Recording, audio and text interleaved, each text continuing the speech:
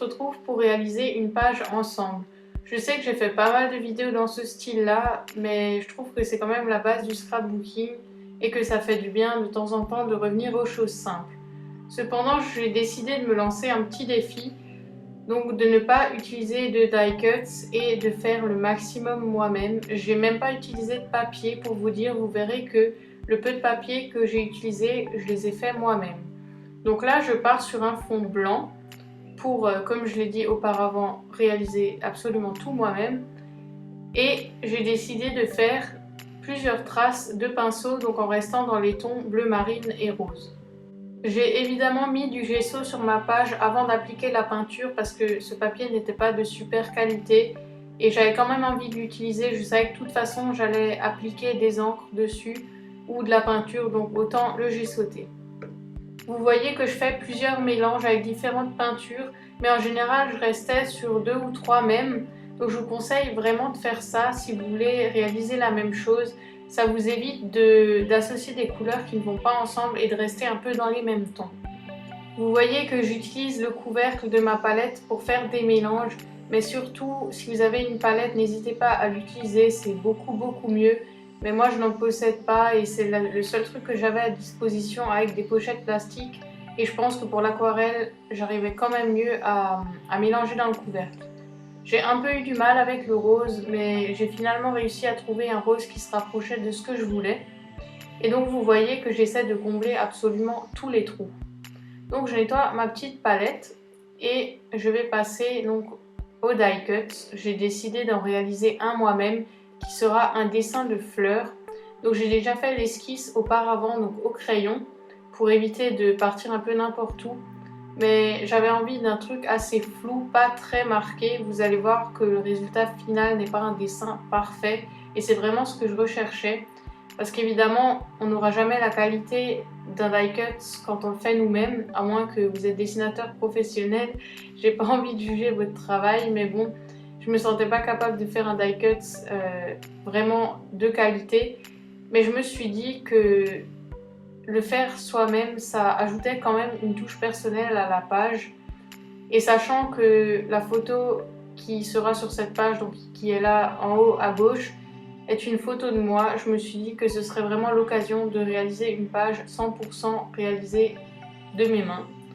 Donc voilà, je dessine globalement une fleur, donc vous voyez que c'est très flou, très abstrait et je trouve ça vraiment joli. Là, je vais essayer d'obtenir une couleur un peu plus foncée pour avoir quand même quelques contrastes parce que là, la fleur est quand même très plate. Et je vais venir appliquer donc ce rose gris un peu aléatoirement, juste pour avoir des différences de couleurs. J'aurais voulu, donc là vous voyez que je prends mon rose foncé, j'aurais voulu faire les contours dans un rose plus foncé, mais j'ai pas réussi à trouver un rose qui correspondait à celui que j'avais déjà. Du coup, je vais les faire au crayon. Par contre, vous ne le verrez pas parce que, évidemment, ma caméra s'est éteinte. Je crois que j'arriverai jamais à filmer un truc entier. Ma caméra n'arrête pas de s'éteindre. Donc vous le verrez plus tard. Et là, j'ai pris du bleu marine que j'ai mélangé avec du noir parce que je voulais un truc vraiment très foncé pour faire des pétales. Donc je les ai pas fait vertes, simplement pour vraiment rester dans les tons. Je me suis beaucoup inspirée sur Pinterest, d'ailleurs cette rose est directement inspirée d'une image de Pinterest. Donc là, voilà, vous voyez les traits au crayon que j'ai fait, donc c'est pour avoir une petite démarcation, mais pas trop non plus. Et donc je vais venir découper ça en laissant un petit bord blanc, donc il n'est pas très régulier, mais je m'en préoccupe pas vraiment. Je trouve que ça donne encore plus un effet fait soi-même et franchement j'adore ça, j'aime bien quand c'est imparfait. Et là je vais également dessiner des cercles à main levée, donc en restant dans la diagonale. Vous verrez que ma page est beaucoup organisée en diagonale, à part le journaling pour pas qu'il y ait un blanc dans le coin en bas à droite. Bien sûr, quelques petites taches parce qu'on n'a pas une vraie page sans taches, je pense. Ça ajoute toujours un plus et ça permet en plus encore de marquer cette diagonale. Je crois que je n'arrive pas à m'en passer. Je ne peux pas faire une page sans diagonale parce que il y a... Je sais pas, mon œil n'est pas habitué à faire autre chose. Je pense qu'une fois, je devrais quand même essayer de faire abstraction de ça. Je pense que dans une prochaine page, c'est ce que je vais faire. J'aime bien aussi les pages horizontales. Et j'en ai vu plusieurs et je pense que je vais aussi essayer de me lancer. Donc là, j'ai fait des traits avec une easing dorée. J'aurais plutôt dû faire des taches parce que j'aime pas trop le résultat. Je préférais quand il y avait seulement des ronds noirs, mais franchement, ça passe. Ça me dérange pas plus que ça. Et donc je vais venir... je vais retrouver le mot. Je vais venir encadrer, voilà, donc je trouverai pas le mot. Je vais venir encadrer ma photo avec du papier craft, donc c'est pas du papier comme du papier normal de scrap, c'est vraiment un papier d'emballage. Et là, donc voilà les fameux papiers que j'ai fait moi-même. Donc c'est pas compliqué, j'ai juste fait des traits noirs sur une feuille. Et là, donc je vais en faire un en direct. Je vais faire un fond gris sur lequel je vais dessiner des petits triangles. Donc vous voyez que la page est vraiment que bleu marine et rose parce que c'est vraiment le combo de couleurs que j'avais choisi. Bien sûr, il y a quelques neutres pour que ça colle avec le craft et également du doré parce que le doré passe à peu près partout. Le but de cette vidéo, c'était également de vous montrer qu'on peut scraper même quand on n'a pas beaucoup de matériel, mais également qu'on peut scraper quand on a envie de faire un truc très personnel. Et ça me permettait aussi de vous montrer comment utiliser les embellissements que je vous ai présentés dans la vidéo précédente.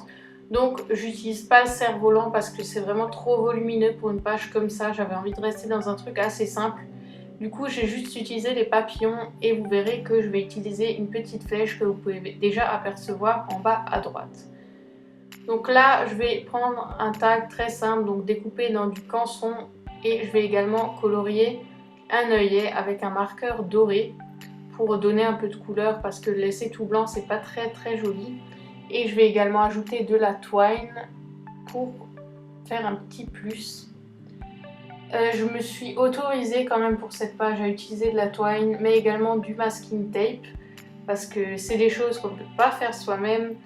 Et je pense que de la twine vous pouvez en avoir, peut-être pas de la twine décorée comme ça, mais simplement de la ficelle de cuisine. J'en utilise beaucoup et je pense que ça donne un très beau rendu. C'est certes un peu plus, on va dire un peu plus craft, quoi. On n'a pas de couleur, c'est pas très pastel, mais ça passe avec tout. C'est comme le doré, c'est une couleur neutre. Donc là je termine mon petit papier en dessinant des triangles. Donc bleu marine et rose comme toujours. Bon, je suis partie sur un fond gris parce que je voulais quand même un peu changer. Je le trouve un peu foncé, j'aurais dû faire un gris un peu plus clair. Mais c'est pas gênant plus que ça. Et maintenant, donc j'ai découpé des petits cœurs grâce à une perforatrice cœur dans du papier doré pailleté. Je vais également ajouter un tampon. Oui, je me suis également autorisée à utiliser des tampons.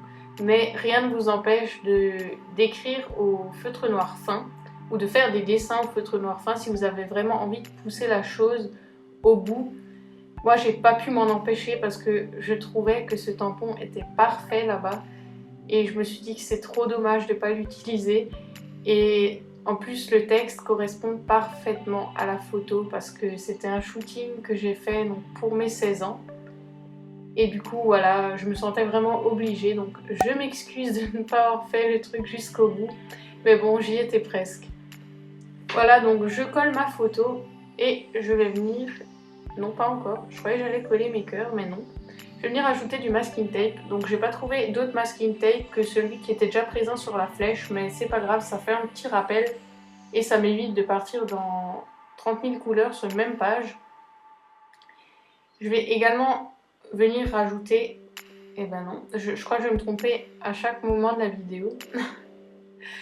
Je voulais également rajouter un tampon. Donc ça, là, ce que vous voyez en train de rajouter, je vais l'enlever après. Je vais disposer mes petits cœurs.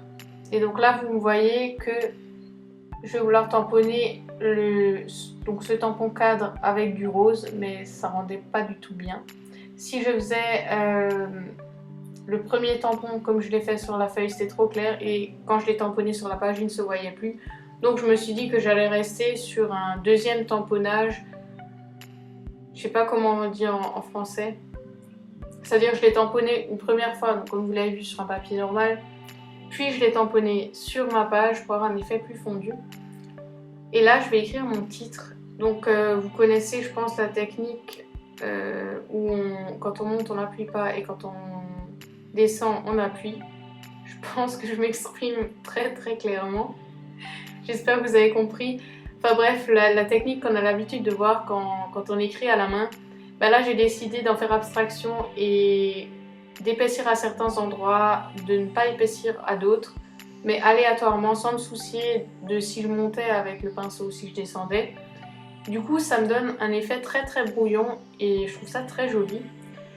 Mon écriture est pas droite, mes lettres sont pas toutes de la même forme, mais je trouve que ça fait tout le charme du titre. Je trouvais également qu'il me fallait un contour, j'avais pas envie de mettre ma photo sur un papier parce que sinon ça aurait été un peu de la triche. Du coup, je fais simplement un trait, mais à la règle, ce que je n'ai pas l'habitude de faire, et je trouve que ça fait un très très joli rendu. Donc voilà, c'est tout pour cette page. Ce que je vais rajouter, je l'ai fait hors caméra, c'est-à-dire donc ce qui est écrit en bas, le titre, excusez-moi, le nom du photographe, mon journaling. J'ai également collé la flèche et rajouté des petits cœurs blancs au stylo blanc. Donc merci d'avoir regardé cette vidéo, j'espère vraiment qu'elle vous aura plu. N'hésitez pas à me dire vos avis en commentaire et on se retrouve la semaine prochaine. Bisous!